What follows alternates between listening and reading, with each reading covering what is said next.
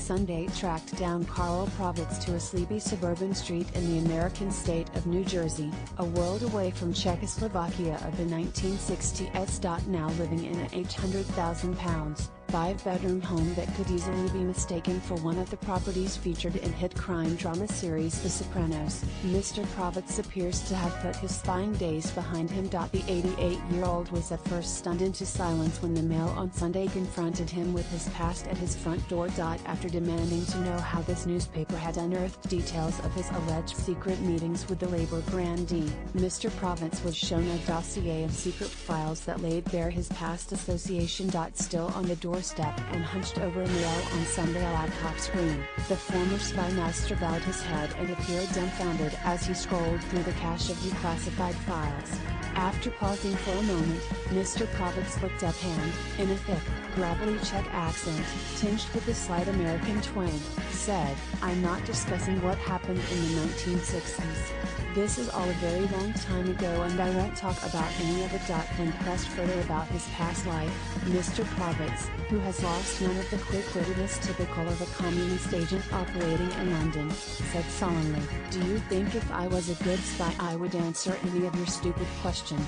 Little is known of exactly how Mr. Pravec found his way to suburban America, but it seems that as relations between East and West worsened, Mr. Pravec became disaffected with the communist regime. According to a biography by his son Karl, an experienced Brazilian jiu-jitsu black belt who fights under the moniker Silver Fox, Mr. Pravec was forced to flee Czechoslovakia in 1980 after he denounced Soviet rule.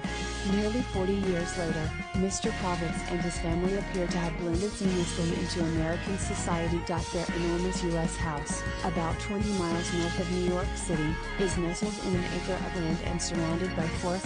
With its double garage and typically American post box at the front, no one would suspect that the occupant once compiled detailed reports for the Soviet regime.